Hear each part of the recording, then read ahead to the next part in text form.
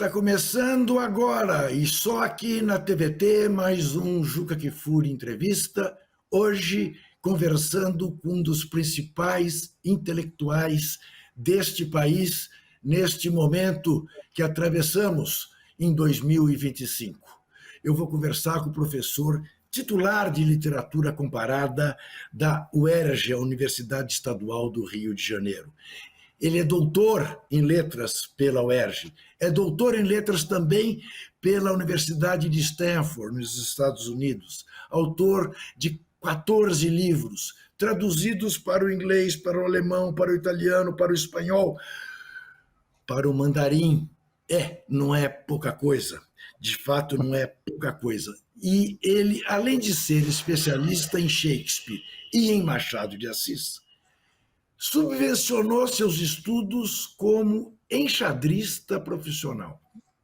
Razão pela qual eu vou começar esta entrevista, que eu sei não será capaz de conter todas as perguntas que eu gostaria de fazer a ele, mas com uma questão muito relacionada ou inteiramente relacionada ao xadrez. Professor João César, quem foi melhor? Kasparov ou Bob Fischer? Bom, Juca Kfouri, deixa eu principiar dizendo que é uma enorme honra essa conversa com você. Eu sou um admirador seu há muito tempo, eu considero esse diálogo um presente. Espero que um dia seja com uma taça de café. Vamos lá. Juca Kfouri, o Kasparov é superior ao Bob Fischer? É uma pergunta muito boa. O Bob Fischer, do ponto de vista individual, ele foi o maior fenômeno do xadrez num espaço curto de tempo, entre 2, 3 anos, na caminhada dele rumo ao campeonato mundial. O Bob Fischer bateu alguns recordes que ainda hoje não há comparáveis. Por exemplo, antigamente havia um torneio de candidatos, que eram competições individuais, 2 jogadores, um contra o outro, e o Bob Fischer derrotou o Tigran Petrosyan, ex-campeão do mundo russo, um dos jogadores mais sólidos da história, com placar arrasador, não lembro o placar exato, mas foi muito grande. Depois ele jogou com um dinamarquês chamado Bent Larsen, que era um gênio do xadrez. E Juca, ele fez algo que ninguém nunca voltou a repetir. Ele venceu de 6-0. Ele venceu 6 partidas seguidas. O que no mundo do xadrez é algo praticamente impossível que ninguém voltou a repetir. Ele enfrentou o Boris Spassky na Islândia, em Reykjavik.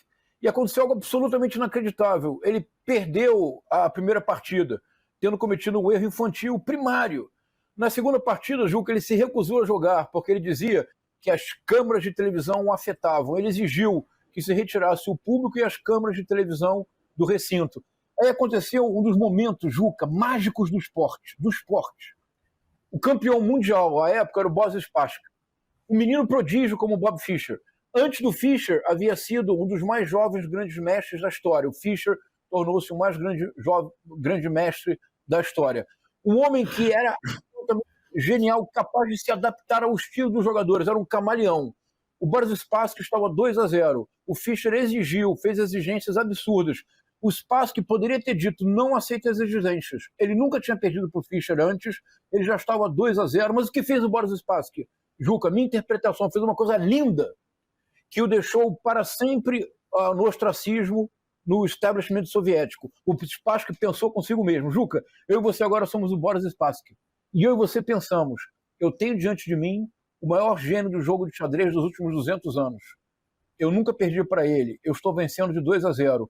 Eu jamais voltaria a ter como esportista, como atleta, um desafio desta monta. Eu nunca mais vou saber realmente quem eu sou, se eu não ceder e enfrentar a Bob Fischer. O que ele faz, ele contraria todas as expectativas, ele aceita as exigências absurdas do Fischer, se senta no tabuleiro para jogar. E aí o Fischer mostra a sua genialidade e vence com facilidade de match. Incrível, não é, Juca? Fantástico, fantástico. Eu queria exatamente te provocar a contar essa história e relacionar ao seguinte: ao vencer o Spassky, digamos, os Estados Unidos marcaram um gol na corrida da Guerra Fria, corrida essa que tinha a corrida espacial como um dos principais palcos. Quem bota primeiro um homem em órbita foram os soviéticos que botaram o Gagarin. Quem chega primeiro na Lua, enfim. Isto me remete à segunda pergunta desta nossa conversa. Quem bota hoje mais o mundo em risco? O Vladimir Putin ou o Donald Trump? Ah, que boa pergunta. Uau! Vamos lá. O Donald Trump. Posso pensar com você o porquê? Claro. Vamos lá.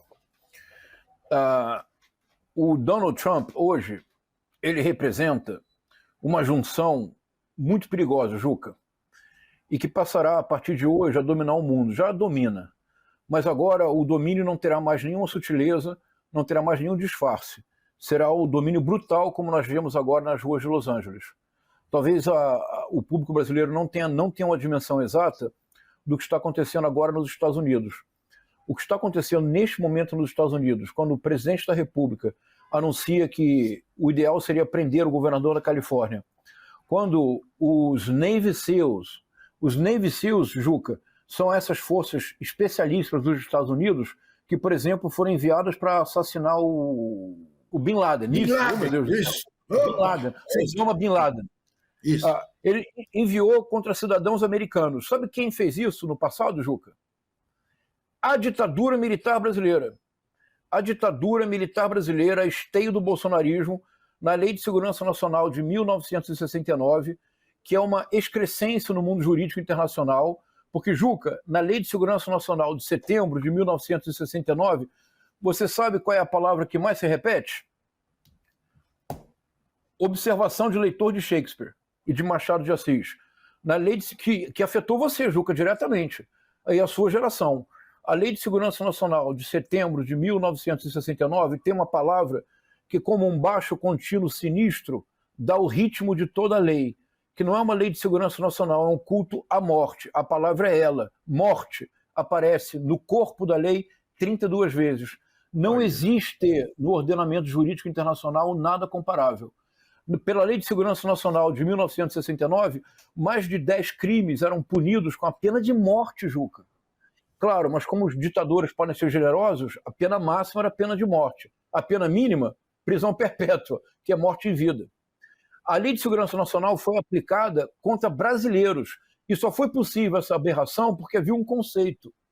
O conceito era de inimigo interno. Mas o conceito de inimigo interno e de guerra revolucionária, isso me custou trabalho descobrir, Juca. Aqui eu juntei minha formação de historiador e minha carreira posterior como professor de literatura. Me deu muito trabalho descobrir a origem. A Lei de Segurança Nacional tem no inimigo interno o alvo. Esse alvo é permitido pela introdução no sistema jurídico brasileiro da noção de guerra revolucionária. E eu demorei a descobrir de onde vinha. Juca, você não vai acreditar. O conceito é guerre revolutionnaire.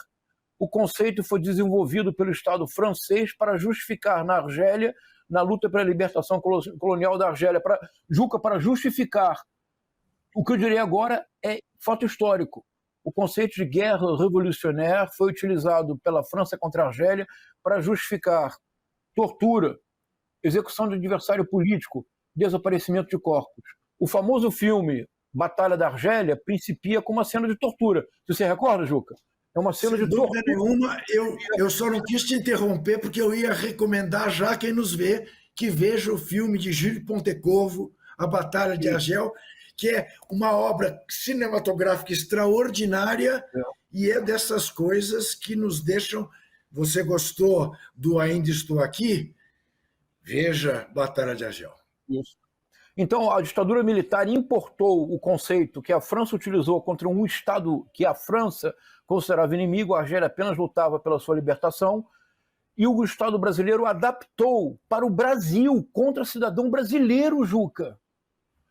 O Donald Trump está fazendo a mesma coisa. O Donald Trump quer editar nos Estados Unidos um decreto semelhante ao ato institucional número 5. Isso de um lado. Então, o projeto autoritário. Agora, o projeto autoritário do Trump tem uma base. Essa base, Juca, nós nunca enfrentamos. Nós estamos começando agora a entender e é o maior desafio intelectual nosso, de nossa época. Se nós conseguirmos lançar um pouco de luz sobre a dimensão desse desafio, nós cumprimos a nossa tarefa histórica. Juca, vamos lá. Qual é o desafio? Davi mais Herodes. É isso. Ah, você viu? É isso, Juca. É isso. É isso. É o avanço. Então vamos lá. E você está em São Paulo, não é, Juca?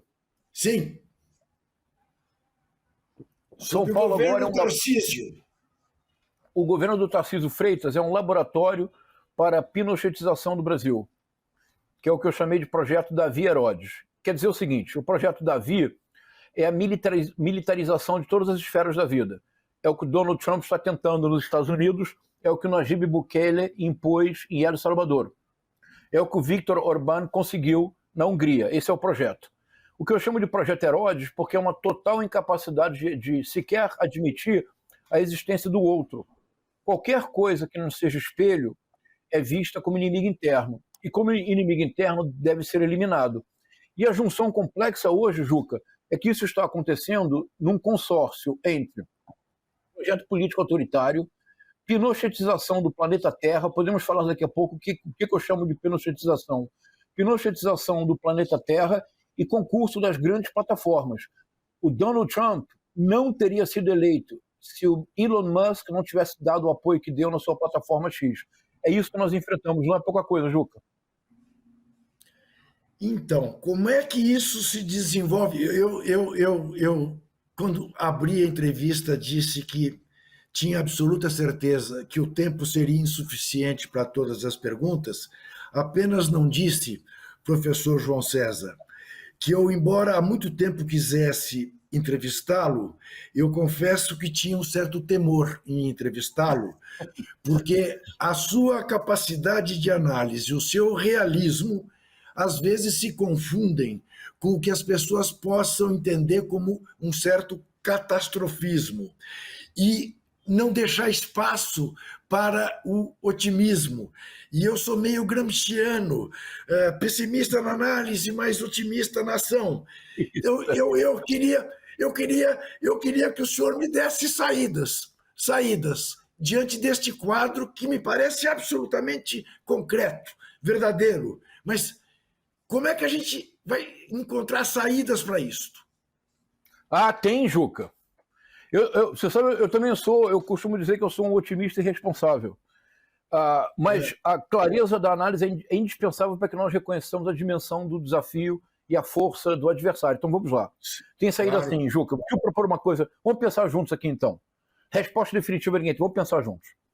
Como é que a extrema-direita chega ao poder?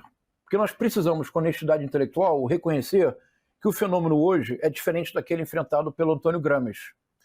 Quando Antônio Gramsci enfrenta o fenômeno do nazifascismo, especialmente do fascismo na Itália, veja, em 1922, os famosos camisas negras marcharam sobre Roma, impondo fisicamente de forma militar a sua presença, com enorme violência. O próprio Gramsci sofreu essa violência. Ele passou anos encerrado num cárcere, de onde ele sai apenas para morrer em virtude de suas condições de saúde. Na Alemanha, os nazistas não precisam mencionar o potencial de brutalidade da violência nazista. Juca, hoje, a extrema-direita chega ao poder, reconheçamos, conquistando corações e mentes, especialmente das gerações mais jovens, e especialmente através de eleições livres e democráticas. O Jair Messias Bolsonaro efetivamente venceu em 2018 com mais de 10 milhões de votos a mais do que o Fernando Haddad. Em 2022, no dia 30 de outubro, ele efetivamente obteve 58 milhões de votos, apesar de tudo que ele fez. Então, como a extrema-direita consegue isso? Proposta rápida, Juca. A extrema-direita, ela só viceja no caos. Ela só viceja no caos porque a extrema-direita, ela produziu o mais poderoso ecossistema de desinformação, e o que eu diria agora, eu não creio que seja um exagero, da história do Homo sapiens. Isso é muito importante que fique claro. Hoje, pela primeira vez, Juca, nós temos algo que não é novidade.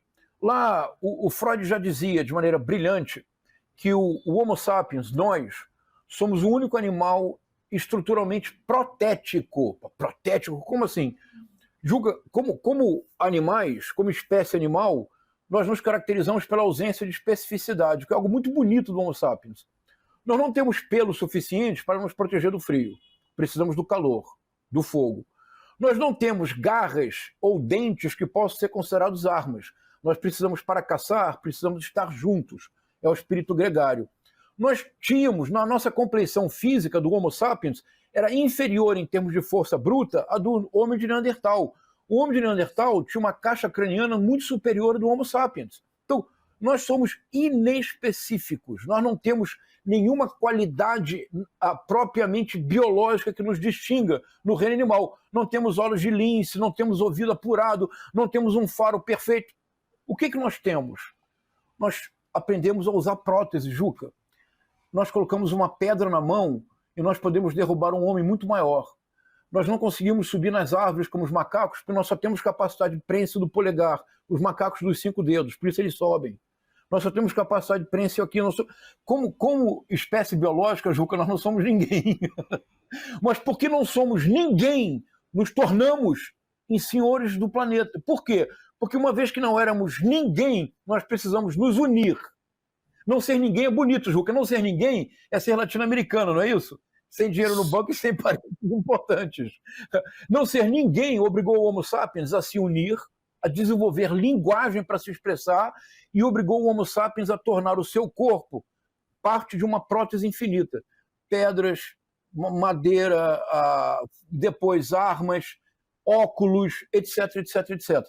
Nós hoje temos uma prótese que, ao contrário de nos unir, que ao contrário de nos tornar cultura, está produzindo incultura e desagregação. É esta aqui, Juca. É uma prótese, não é, Juca? Sim. Já está presa, já faz parte do nosso corpo, não é? Essa prótese aqui, ela realiza algo que, se você me permitir uma referência literária, eu sempre, quando leio Santo Tomás de Aquino, eu penso em Borges. Se você lê Santo Tomás de Aquino deixando a religião de lado, é pura literatura fantástica. Por exemplo, tem uma disputátil do Santo Tomás de Aquino que ele se pergunta assim: os anjos serão ubíquos? Ora, a razão pela qual eu e você não somos ubíquos, ou seja, não podemos estar em vários lugares ao mesmo tempo, é porque nós temos matéria, nós temos corpo. E corpo, res extenso, está no espaço. Agora, Juca, se nós fôssemos pura consciência, nós poderíamos estar em vários lugares ao mesmo tempo, não poderíamos? Claro. Então, o Santo Tomás de Aquino se perguntava: e os anjos podem ser ubíquos? Parece literatura do Borges, não parece? Pois bem, Juca, hoje nós somos ubíquos. Olha onde nós estamos agora. É verdade. É verdade. Juca, mas nós temos que pensar nisso com muito cuidado. Mas me interrompa, por favor, Juca, a qualquer momento. Temos que pensar com cuidado nisso. Eu vou te interromper agora para a gente fazer um intervalo e a gente já volta.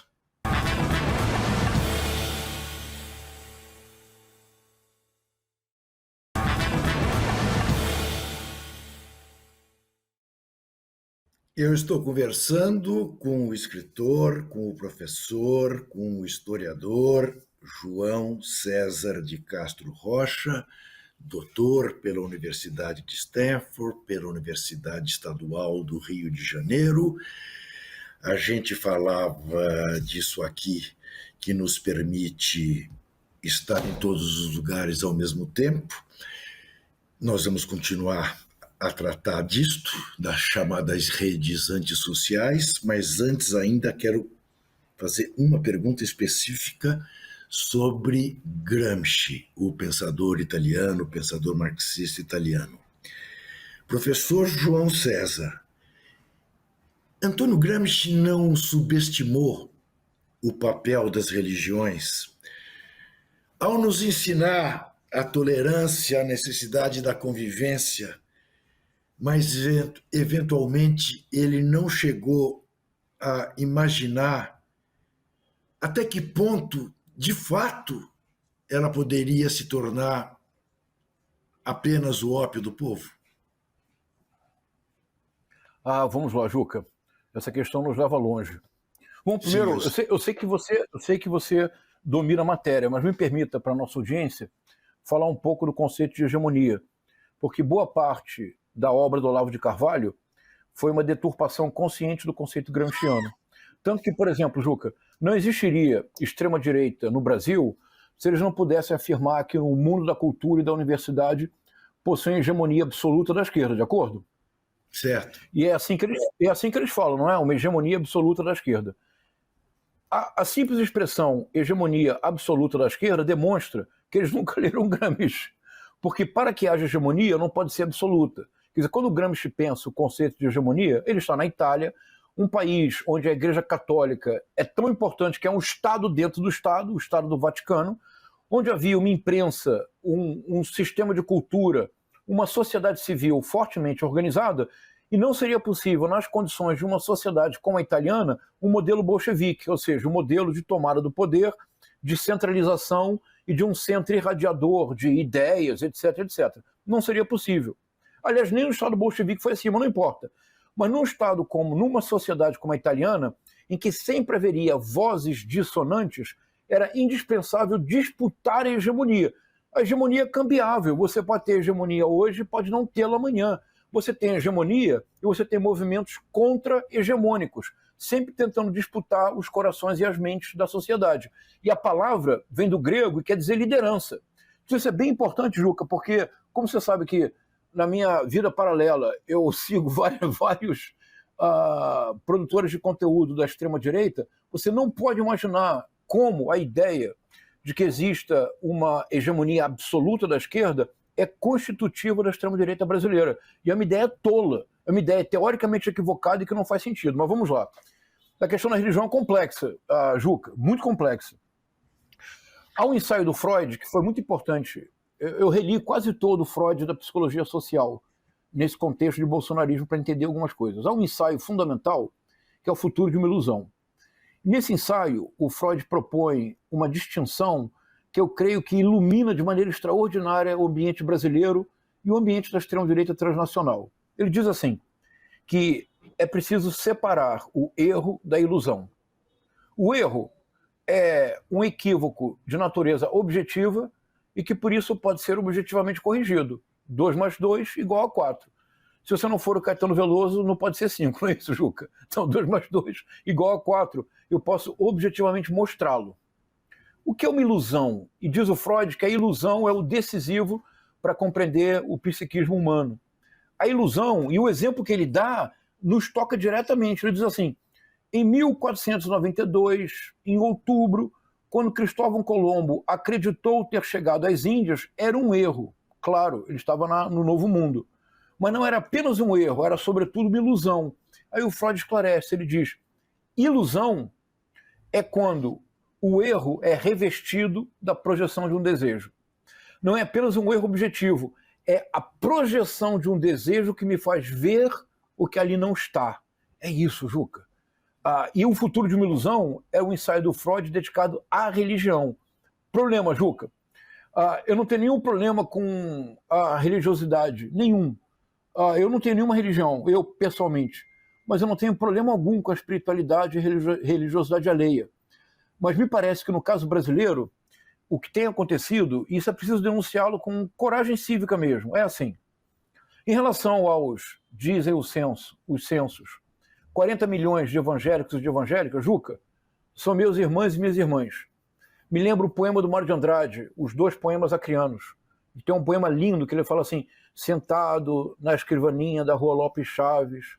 Aí ele vai dizendo o poema, ele diz que ele se dá conta, ele diz que ele finalmente compreende que o seringueiro lá no Acre, perdido, longe, ele diz, é brasileiro que nem eu. Os evangélicos e as evangélicas têm uma fé que eu tenho aprendido a admirar, porque é uma fé muito cotidiana, Juca, muito presencial. Não existe evangélico de formação. Como você pergunta, qual é a sua religião? Se a pessoa responde, sou católico de formação, quer dizer que nunca vai à igreja, né? Só se batiza e casa. O resto não tem nenhum contato com a religião católica. Não existe evangélico de formação. É uma comunidade, é literalmente uma eclésia. Eles estão juntos. Nos finais de semana, um ajuda o outro. Juca, um contrata o outro. Eles se apoiam mutuamente, dando uma rede de segurança social que o Brasil sempre negou a essas pessoas. Então, todo respeito aos 40 milhões de evangélicos e de evangélicos, todo respeito. Nós não teremos uma nação Brasil se nós não conseguirmos dialogar com eles. Agora, todo o desprezo e a esperança no otimismo irresponsável de que um dia a lei puna Silas Malafaia, Valdomiro Santiago, Bispo Rodrigues, Damares Alves, Michele Bolsonaro, Ferreira, André Valadão e tutti quanti porque o que eles fazem é deturpar o repertório bíblico para obter ganho político e enriquecimento ilícito. Então, acho que é muito importante, Juca, distinguir os líderes religiosos, tanto aqui quanto nos Estados Unidos, da fé evangélica e da manipulação que está acontecendo. Uma coisa importante, você viu o último censo, Juca, que mostrou que houve uma espécie...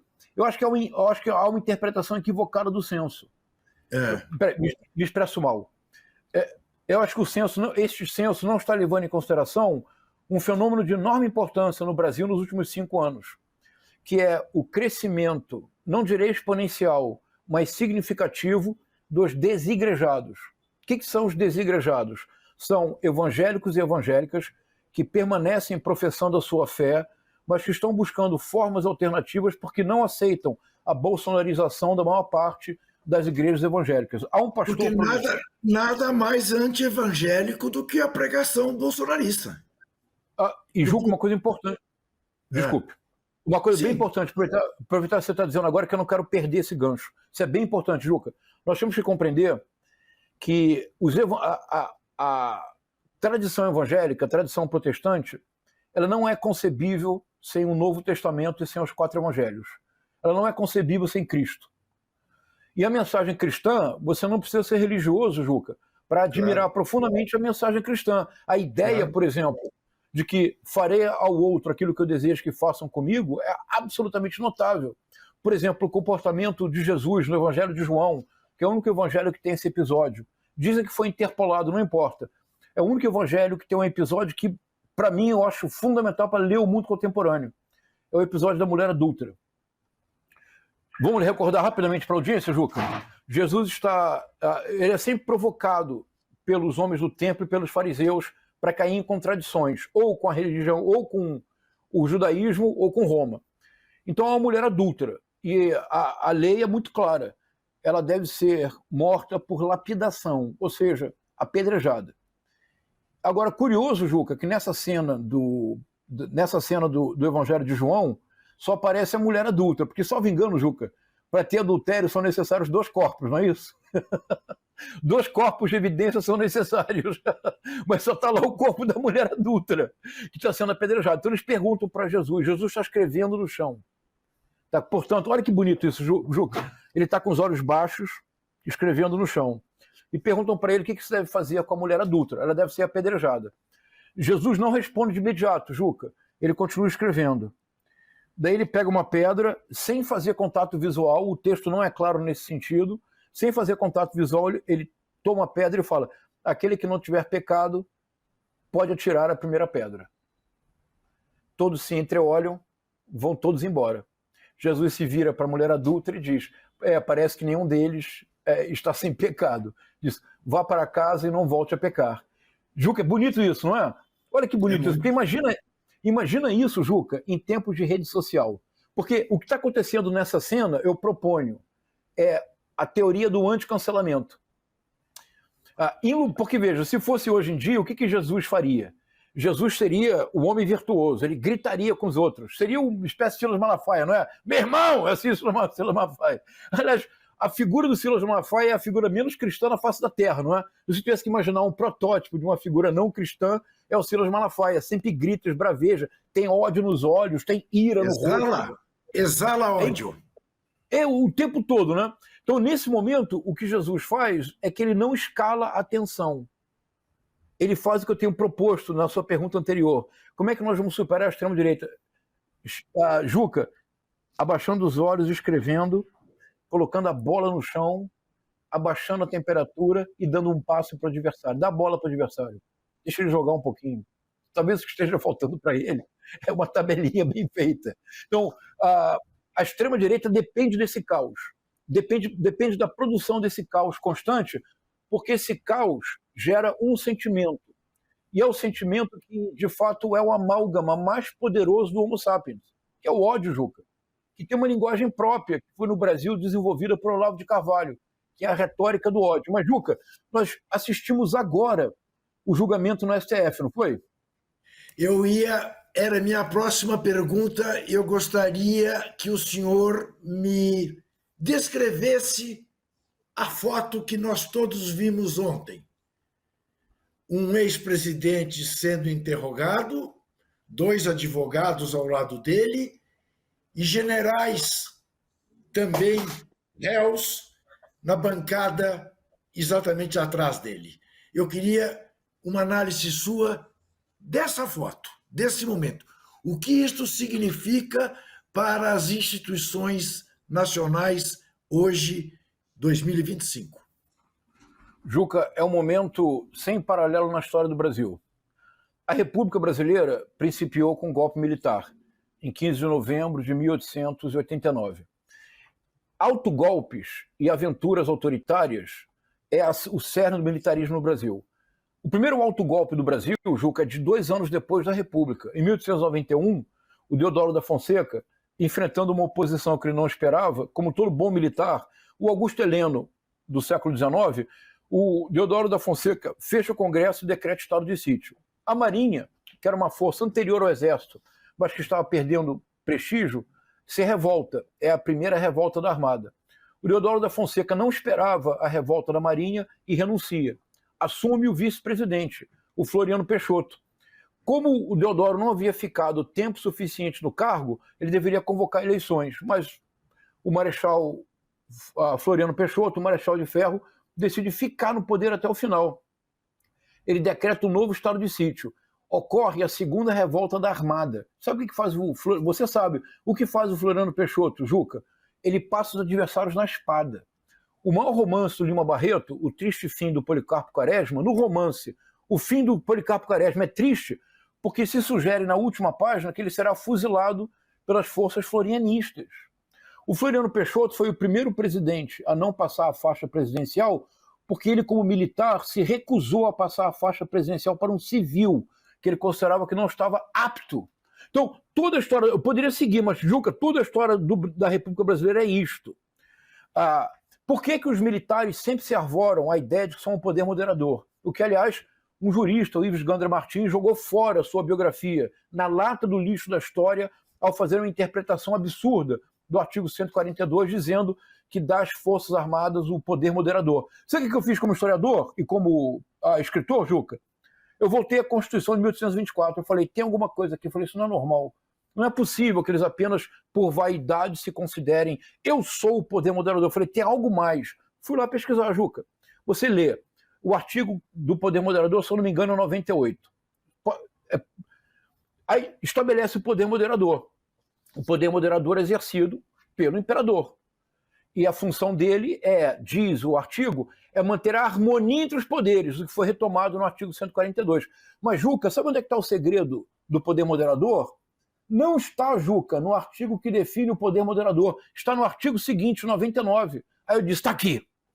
Diz assim, eu vou citar, não é uma citação literal, é o conteúdo. Diz assim, a pessoa do imperador, sagrada e inviolável. Então, a pessoa do imperador, vírgula, sagrada e inviolável, que exerce o poder moderador, vírgula, não pode ser sujeita a responsabilidade alguma. Olha o segredo. Quando eles se arvoram o direito de poder moderador, eles não estão preocupados com a moderação do poder. No poder militar é qualquer coisa menos moderado. O que eles estão preocupados é com a impunidade. É isto a anistia de 1979, uma blindagem. É isto que eles querem impunidade para os crimes que cometem. Juca, eu vou dizer uma coisa aqui forte agora. Você sabe qual foi o primeiro momento na história da humanidade no século XX em que um avião de companhia aérea foi sequestrado com finalidade política? Brasil! Na tentativa de derrubar o Juscelino Kubitschek. Juscelino Kubitschek, isso. Juscelino Kubitschek. Juca, entre 1978 e 1985, este país viveu uma série de atentados terroristas, cujo maior exemplo é o fracassado atentado do Rio Centro. Houve mais de 100, sabe feitos por quem? Pelas Forças Armadas para impedir a redemocratização. Mas vamos dizer assim, mas é que o professor da UERJ, esquerdopata, Paulo Freireano, doutrinador, não é isso? É o que você me chama. Ótimo, não! Eu estou baseado num homem de grande coragem, num coronel do Exército chamado Dixon Grael, o pai dos velejadores, que tem um livro de 1985 em que você tem várias páginas com a lista dos atentados feitos pelos órgãos de repressão para impedir a redemocratização. Então, Juca, as bancas de jornal que vendiam Isso. jornais de oposição são testemunhas. A dona Lídia, secretária da Ordem dos Advogados do Brasil, no Rio de Janeiro, morreu vítima de um atentado. São todos testemunhas, né? do professor Grael. Eu vou fazer mais um intervalo e a gente já volta.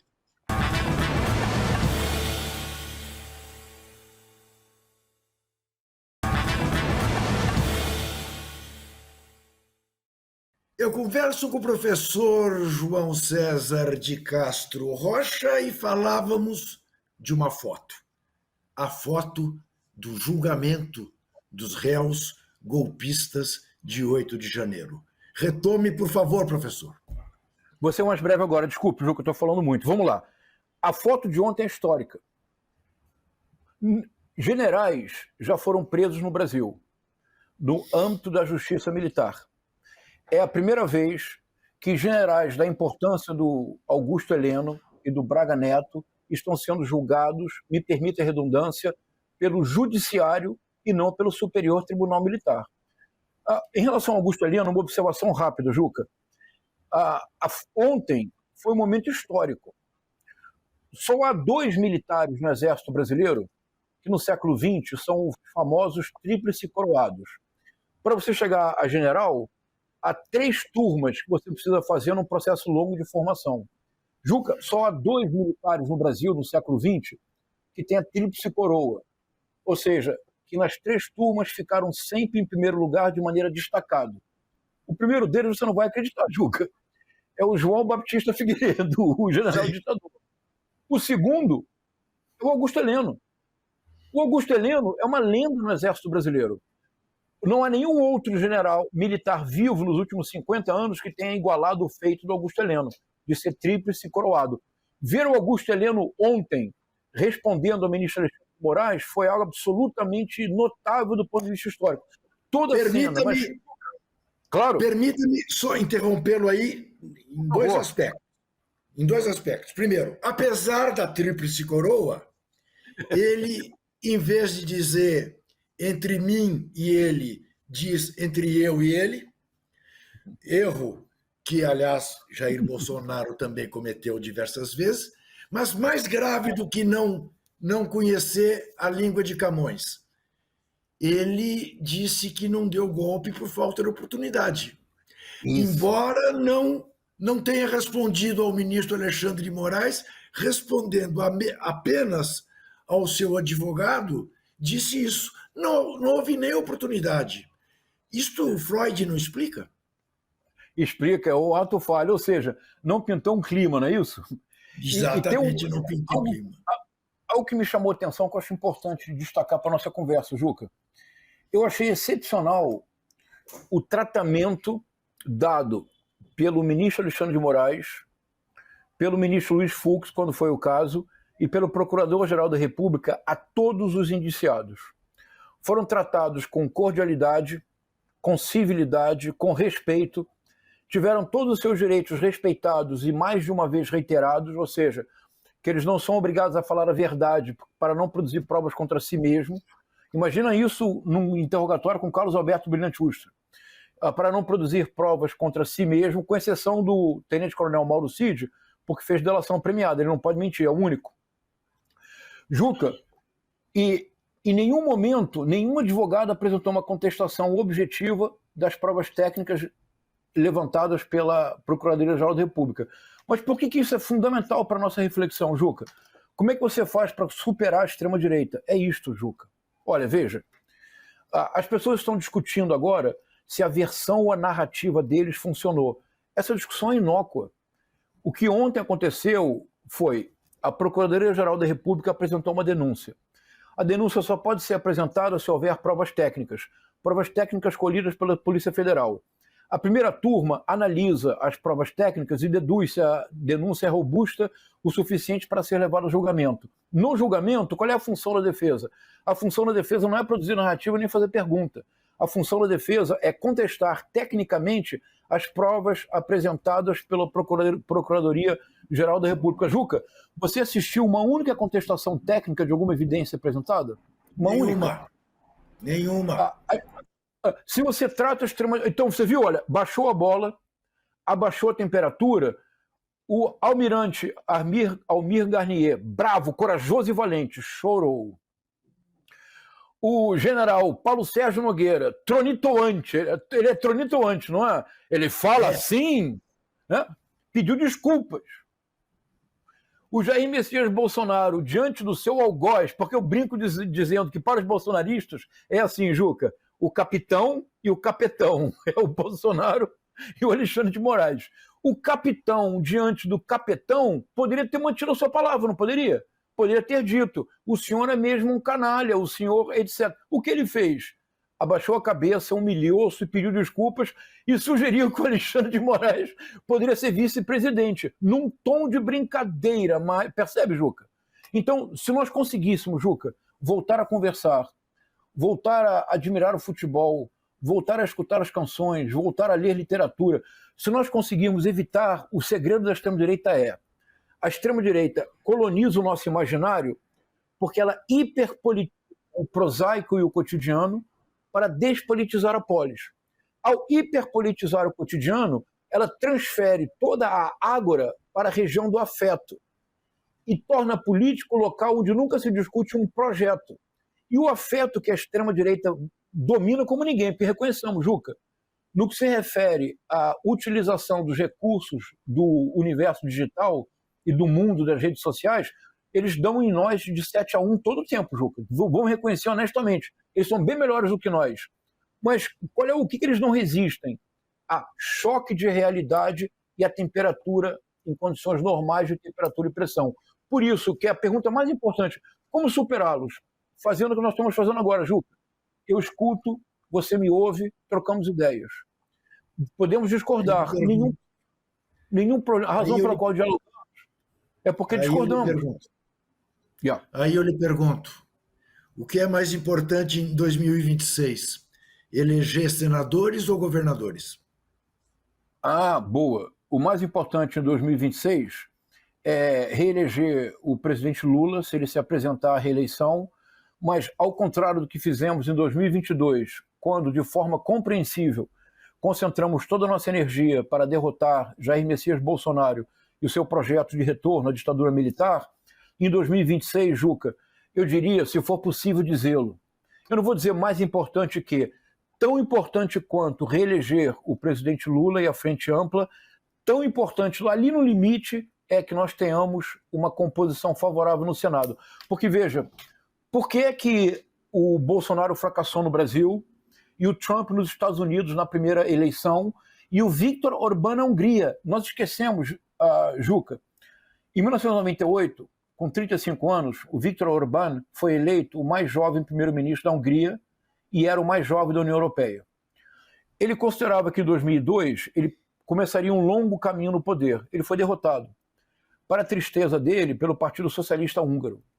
Em 2026, ele foi de novo derrotado, e o partido dele, pelo Partido Socialista Húngaro. Veio a crise de 2008. Começou na Europa o desmantelamento sistemático do Estado de bem-estar social. Lembremos da crise da Grécia, austeridade fiscal, essas histórias complexas que conhecemos. Ele surfou na onda, voltou ao poder em 2010. Se voltou ao poder, tem maioria. Criou um conceito, democracia majoritária, que é uma aberração. Mas ele é um homem brilhante, ele é capaz de formular conceitos. O que é democracia majoritária? Numa eleição majoritária, quem vence com 50% dos votos mais um, recebeu carta branca da população para fazer o que deseja. É um absurdo, mas ele fez. Ele convocou uma Assembleia Constituinte. Ele aposentou todos os juízes da Suprema Corte, compulsoriamente. Não exonerou, aposentou. Nomeou juízes a ele favoráveis, mudou a Constituição, mudou o sistema eleitoral da Hungria, modificou o currículo das universidades, fechou universidades de oposição. Ele está no poder há 15 anos e permanecerá. Por que o Bolsonaro falhou e o Trump também? O Bolsonaro falhou, sobretudo, porque ele não foi capaz de manietar o judiciário. O que é que pode parar a extrema-direita? Vamos lá, Juca, eu vou dizer uma coisa aqui para a nossa reflexão. Estou pensando em voz alta com você, Juca, eu não tenho certeza. O sistema político não pode parar a extrema-direita. Porque a extrema-direita ela parasita o sistema político com a economia da atenção da esfera digital. A extrema-direita, nós tivemos, vocês tiveram em São Paulo, um choque de realidade em relação a isto, a figura do Pablo Marçal.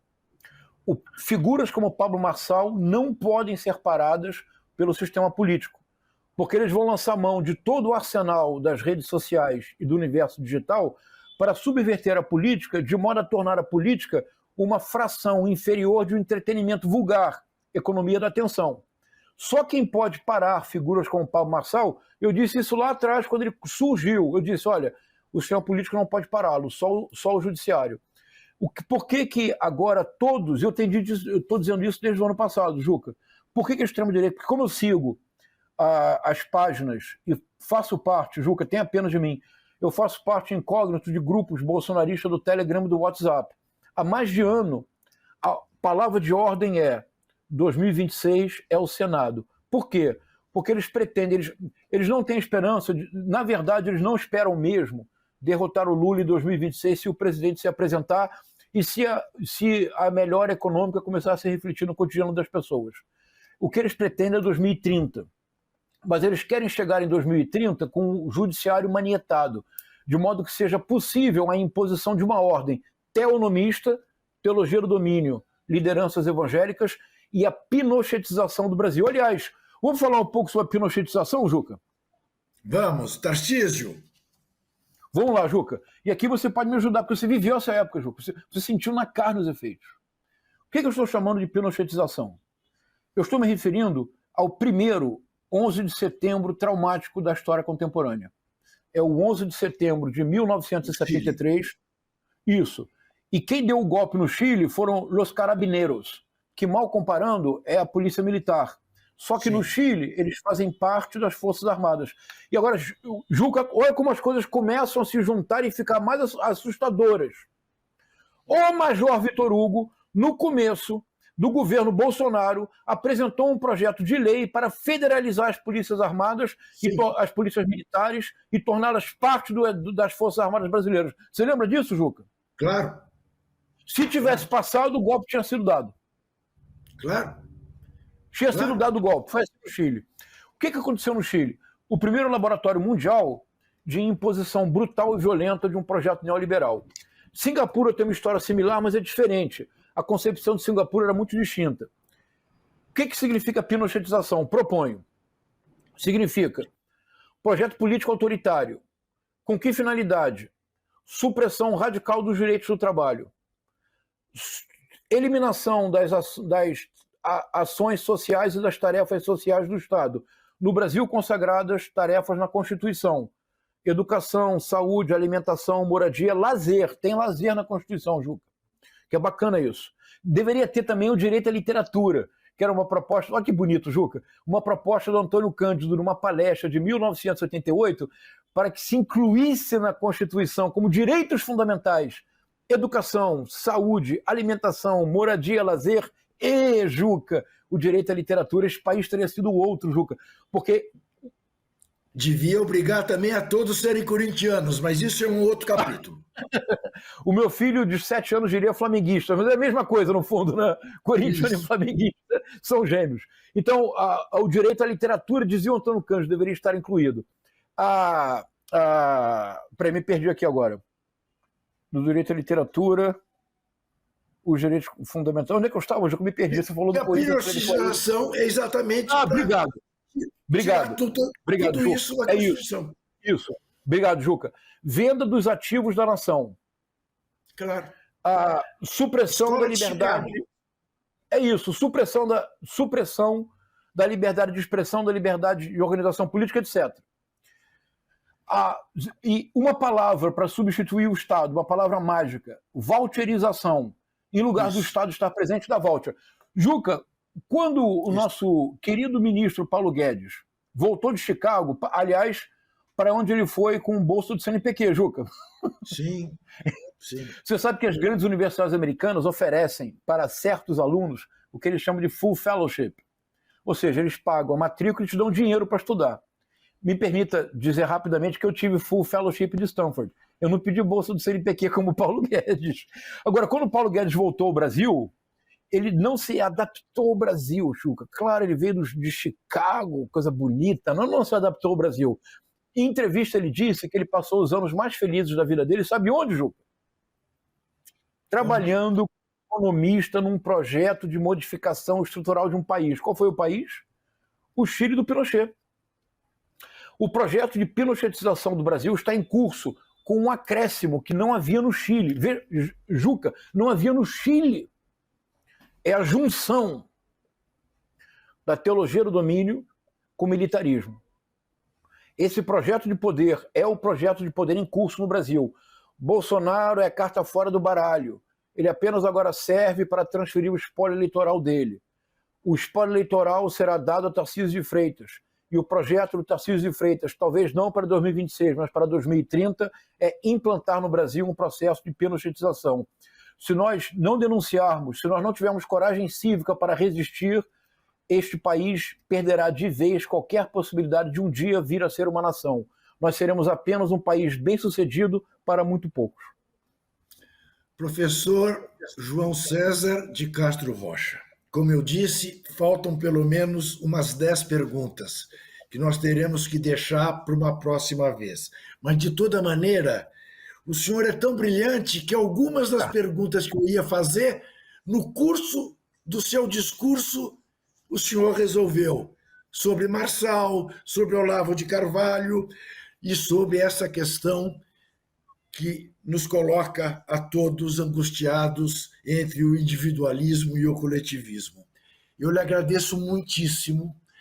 Eu vou colocar no meu currículo ter tido essa conversa com o senhor. Não. E certamente repetiremos antes para impedir que a pinotização chegue ao Brasil. Te agradeço muito, agradeço a você que nos viu, tenho certeza que você gostou muito do que viu, e na quinta-feira que vem poderá haver uma nova conversa, esta vez já sabendo eu que será com essa brilhante atriz, Andréa Beltrão, que está fazendo sucesso no teatro com a peça Lady Tempestade, que fala de um Brasil que a gente precisa nunca mais repetir. Até lá!